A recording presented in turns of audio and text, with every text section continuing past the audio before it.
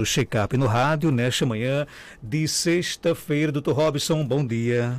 Bom dia, Marcos. Bom dia, ouvinte. Bom dia, Geraldinho. Prazer estar aqui mais uma vez. Olha, quem quiser fazer perguntas para o médico veterinário Dr. Robson Góes, o nosso WhatsApp é o 992053030. No programa de hoje, vamos falar sobre doenças respiratórias em felinos. E aí?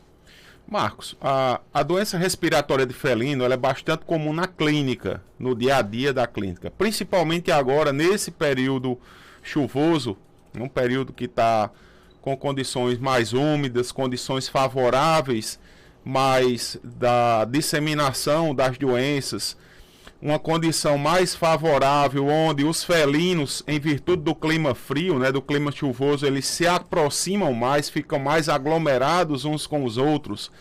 Ocorre aí principalmente a transmissão dessas doenças respiratórias, que nós chamamos de complexo respiratório felino. Por que complexo respiratório felino? Porque a gente não consegue identificar qual agente está causando aquela doença respiratória.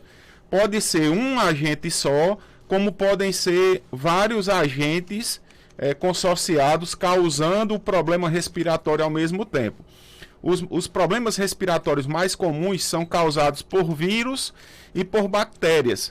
Os vírus, nós podemos citar o herpes vírus, a calicivirose, ainda tem mais aí algumas que baixam a imunidade e favorecem, como a FIV e a FeLV, baixando a imunidade do animal e abrindo porta de entrada para outras infecções. As bacterianas, aí nós vamos ter a bordetela, nós vamos ter aí a clamídia. Então são vários agentes que podem estar causando esse problema respiratório. Eles aparecem em felino principalmente com espirros inicialmente, o animal começa a espirrar, posteriormente começa a sair uma aguinha, uma secreção líquida, translúcida no nariz desse paciente, evoluindo muitas vezes para uma obstrução, um processo inflamatório, obstrutivo, e consequentemente, quando tem envolvimento de bactérias, aí começa a apresentar uma característica amarelada, como se fosse um catarro, uma secreção amarelada, e causando a obstrução total dessas narinas. O animal começa a ficar cansado, com dificuldade de respirar, e isso daí vai agravando mais o quadro, porque eles começam a apresentar um quadro febril e perda de apetite, inapetência, muitas vezes uma desidratação severa, e ele vai, infelizmente, a óbito, quando não tratado, ou muitas vezes quando tratado, mesmo nas clínicas de forma adequada, quando tratado ainda esses animais vão a óbito, em virtude de muitas vezes o profissional, com os exames laboratoriais necessários, ele não consegue diferenciar qual o agente está causando, qual o vírus está causando aquilo ali, e consequentemente também se existe a presença ou não de uma infecção bacteriana secundária. Então o tratamento é um tratamento bastante severo, entra-se com retrovirais, entra com antibiótico, com medicações para aumentar a imunidade, medicações de suporte, que esses animais muitas vezes deixam de se alimentar, tem que fazer todo o tratamento de suporte. E por que a gente trouxe esse tema? Porque a transmissão é onde eu quero chegar. A parte fundamental, a transmissão muitas vezes ela ocorre em virtude das saidinhas, Esses animais que têm acesso livre, o gato ele é semi-domiciliado, então o gato ele vive no domicílio, mas ele sai para dar as voltinhas dele, O gato tem um instinto caçador, o instinto de namorador, consequentemente ele sai para dar essas voltas, e nessas voltas é onde ele briga, ele leva uma mordida, ele leva uma azunhada, e nessa briga, nessa azunhada é onde ocorre a transmissão. Ele vai beber água em um coxo de outro gato que, por exemplo, tem ali a doença, alguma dessas doenças, e essas secreções que saem do nariz do gato fica ali contaminando a água, contaminando o coxinho e, consequentemente, o outro gato que venha a beber ou a comer ali naquele local, ele vai se infectar. Então, a forma de infecção, ela é por via aérea, né, por via oral ou através de arranhaduras ou mordeduras.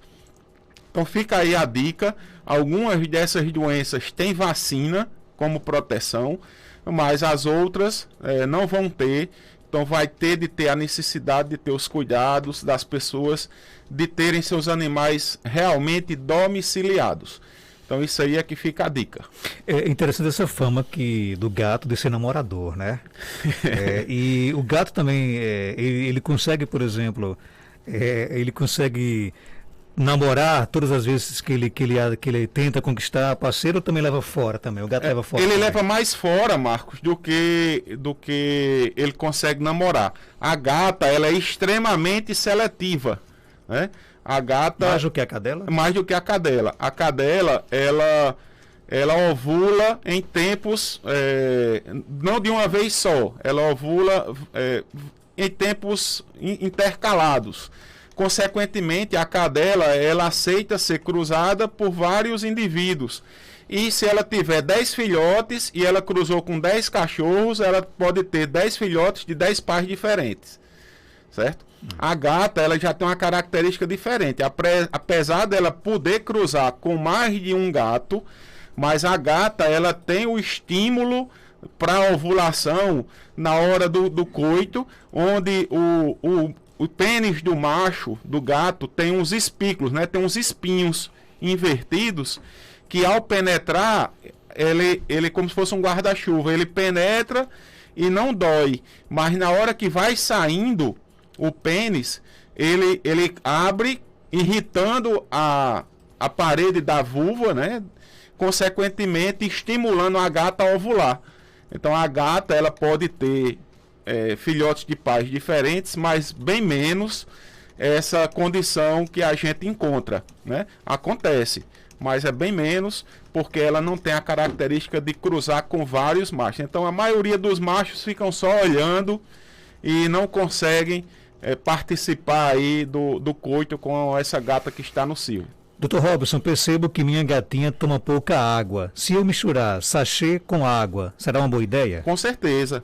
Com certeza, a gente sempre estimula os felinos, né, com rações úmidas, aumentando. Tem pessoas que gostam de dar leite. Aí eu até brinco, eu digo, você não dê leite com água não, você dê água com leite, né? Bota sempre a quantidade maior de água. Mesma coisa se o sachê, ela gosta de comer sachê e de tomar aquele caldinho, você aumenta bem consideravelmente a quantidade de líquido nesse sachê para poder a gente conseguir hidratar. Outra alternativa que existe é colocar fontes, que gatos gostam de beber água como se fosse uma água circulante, né, uma água jorrante, ou colocar vários coxinhos bebedouros de água nos locais das casas. À medida que ele vai se deslocando, tem água suficiente para ele beber em todo local. É outra dica que fica. Tem mais pergunta aqui no nosso WhatsApp. Eu crio 5 gatos e ele está espirrando e o outro era bem gordinho, emagreceu de repente. O que é que pode ser? Provavelmente o complexo respiratório felino. É muito comum um gato que é fujão, que é brigão, se contaminar e ele, quando volta para casa com a doença, transmitir para todos os outros que estão no domicílio. Então um gato é responsável por transmitir para os outros. Através de quê? Muitas vezes através do bebedouro, né, do coxinho de água que tem ali, porque quando ele vai beber, cai secreção, aquela secreção ali tem vírus, tem bactérias e vai contaminar o local, né, contaminar a água, e os outros que estavam inocentes na história, porque não foram para farra, vão aí se contaminar, infelizmente. Doutor Robson, meu gato faz xixi em tudo que é dentro de casa e fica um cheiro muito forte. O que fazer? Primeira coisa, você tem de identificar o que está causando isso no seu gato. O seu gato está delimitando o território. O que é que significa isso?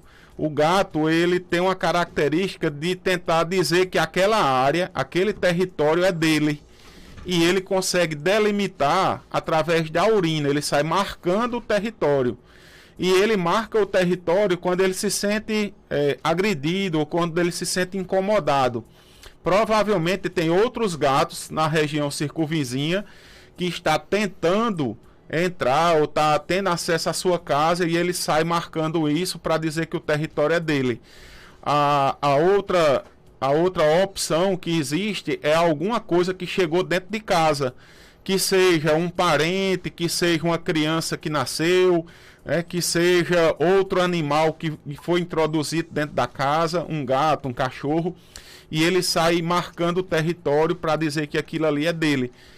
Existem produtos no mercado que você coloca como repelentes, que você utiliza um spray que você vai colocar onde ele está urinando e vai diminuir a quantidade de delimitação de território. Outra técnica que existe é você fazer a castração desse animal, que consequentemente diminui os ferormônios, diminui o hormônio circulante, principalmente a testosterona, e esse animal vai aí diminuir a necessidade de fazer essa delimitação de território. Então tem algumas técnicas que você pode adotar e identificar o que é que está acontecendo. Muitas perguntas aqui no nosso WhatsApp. Bom dia. Bom dia, Marcos Danta. Eu queria fazer uma pergunta ao Dr. Robson.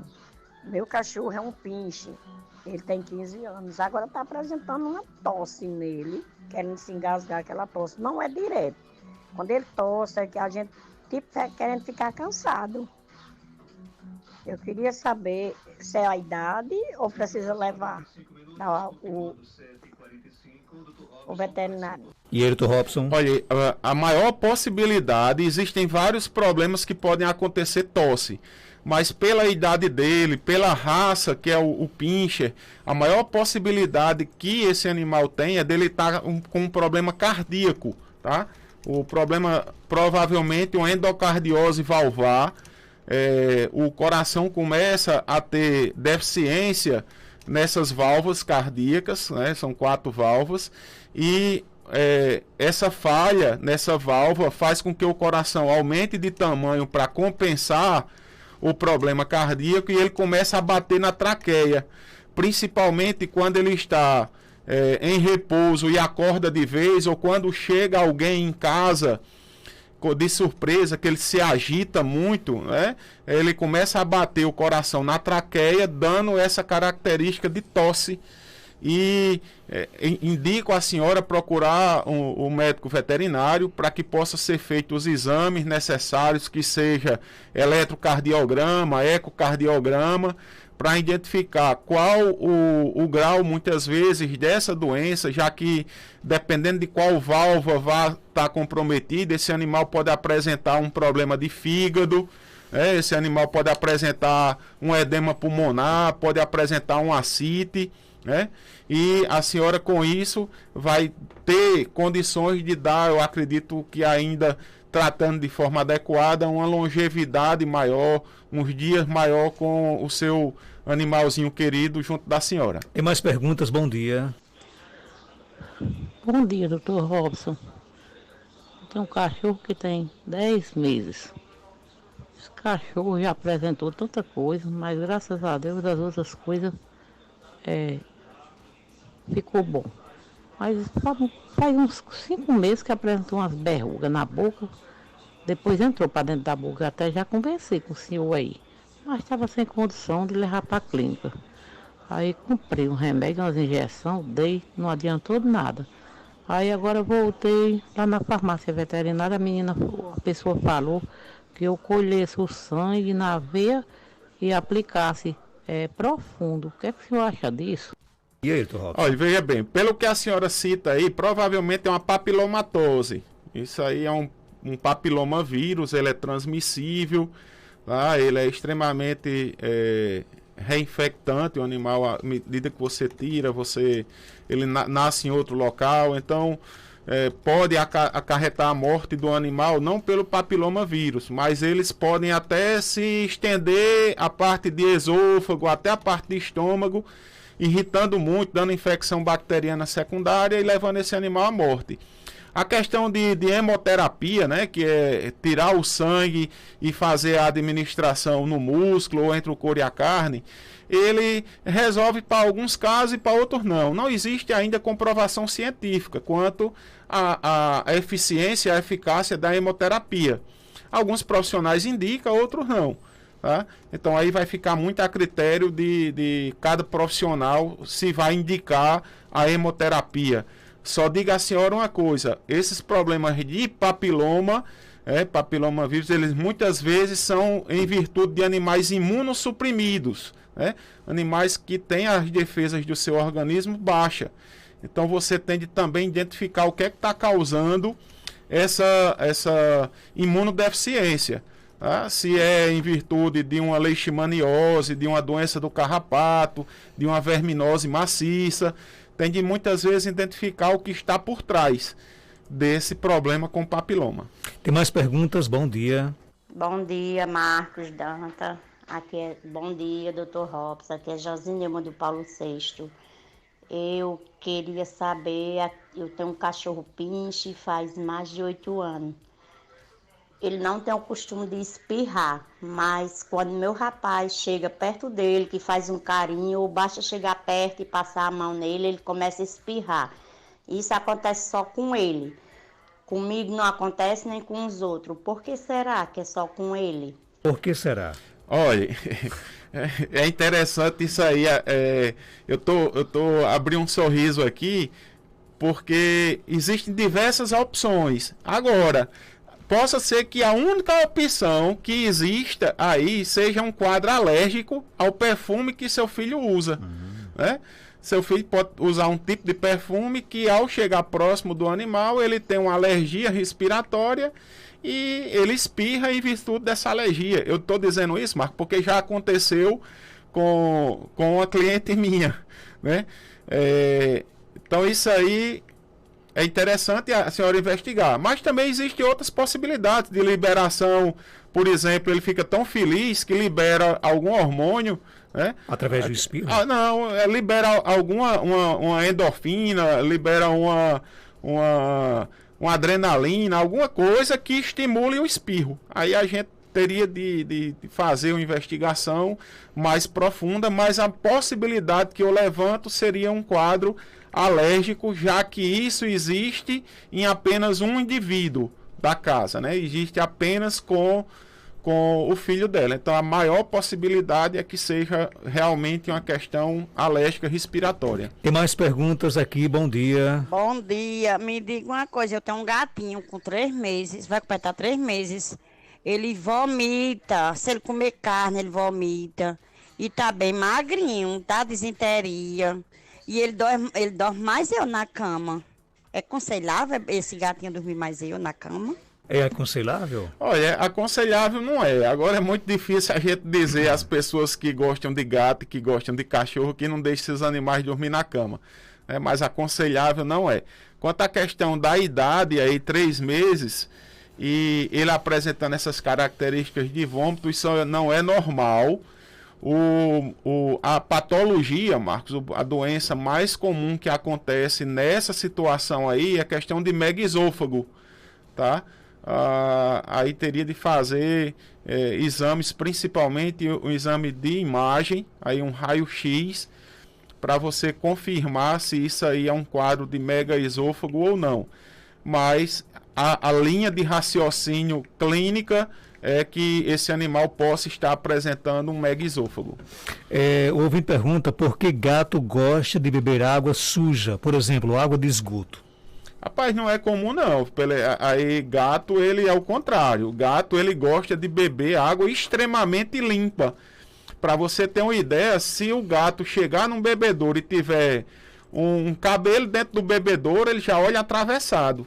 Se aquela água ali for uma água que tá um pouco suja, ele já não quer beber. Então o gato é o contrário, o gato ele não gosta de água de esgoto. O que pode estar ocorrendo aí é que ele não tem água em qualidade, em quantidade suficiente, e ele está bebendo a água desse esgoto por ela estar corrente, que aí o gato gosta de água corrente, mas o gato gosta de água extremamente limpa. Dr. Robson, dou passeio com minha gatinha na coleira na rua. Não deixo sair sozinha. Tem possibilidade de contrair alguma doença viral? Ela é castrada e vacinada. A possibilidade existe. A gente, na biologia e no amor, não existe nunca nem jamais. Eu escutei isso no primeiro dia de aula, quando eu entrei na universidade. Né?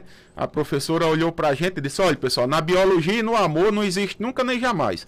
Então, eu não tenho como dizer que nunca possa existir na caminhada o gato se contaminar, porque pode um gato ter passado ali e ter espirrado no chão e sua gata pisar ali e por ela fazer a higiene depois da caminhada nas patas, possa se contaminar.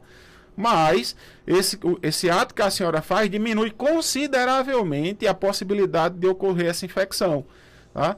Pela senhora estar caminhando, por ela não ter acesso a outro gato, por ela ser vacinada e por outros fatores. Então, acredito eu que vai diminuir muito a possibilidade de contaminação.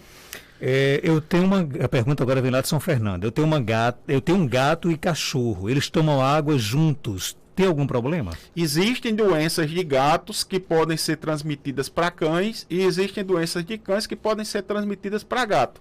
Exemplo, a clamídia. Tá? Inclusive a clamídia ela pode ser, uma zoonose, ela pode ser transmitida também para o ser humano. Mas, volto a dizer, se seus animais são bem tratados, se seus animais têm os cuidados necessários, esses riscos aí diminuem consideravelmente. Tem mais perguntas? O Vitor manda até alguma fotografia para mostrar ao Dr. Robson? Bom dia, Marcos Danta. Bom dia para todos os ouvintes. Bom dia aí para o médico veterinário Marcos. Eu queria fazer uma pergunta para o veterinário, porque eu tenho um gatinho aqui, o bichinho, assim, ele tá atacado assim, ele fica com aquela tosse, que nem uma tosse cheia, sabe? Chega e estrala assim na gargantinha, e eu noto que as amígdalas dele assim, incha, e ele tá aparecendo, assim, aqui e acolá, os pelos caindo, ferindo no corpinho, pelo pescoço, e ele tá bem magrinho. Quando ele vai com qualquer coisa que ele for comer, ele já se engasga. E aí, doutor Robson? Olha, isso aí, Marcos, também faz parte do complexo respiratório felino, essas características que o animal está sem conseguir comer, sem conseguir respirar, porque além da alteração no sistema de vias aéreas superiores, né, de problema da parte da respiração, muitas vezes a calicivirose, que é a mais comum que acontece, ela também ataca a gengiva, ataca a amígdalas, né? E, consequentemente, esse animal também tem dificuldade na deglutição, em comer, em se alimentar. Aí também vem essa questão que ela diz que estrala a respiração do animal. Isso aí é quando já tem um acúmulo de secreção muito grande no pulmão. Essa secreção, ela provavelmente vai ser inflamatória, mas também pode ser infecciosa, quando tem a participação de bactérias com a infecção bacteriana secundária, e oriento a senhora a procurar urgentemente um médico veterinário, já que ele já está num quadro bem mais avançado, tendo a necessidade de fazer exames e confirmar quais os agentes estão atuando, que seja vírus ou que seja bactéria ou misto, para poder entrar com a medicação adequada e tentar resolver o problema de seu animal. Dr. Robson Góes, ele é médico veterinário, está na Clínica Veteripet, na Rua Augusto Monteiro, 569, no centro de Caicó. Telefone 3421-1263. Você pode seguir aí a Veteripet no Instagram, viu, gente? instagram.com/veteripet. Lá tem dicas de saúde, tem muitas informações bacanas. Dr. Robson, obrigado pela sua participação. Obrigado, Marcos, e agradecer às pessoas que estão seguindo a gente no Instagram, né? Nós estamos lá no Instagram, muitas vezes a gente tira dúvidas, faz esclarecimento e está sempre trazendo no Instagram postagens para que as pessoas possam estar atualizadas. Bom final de semana a todos. 8h10.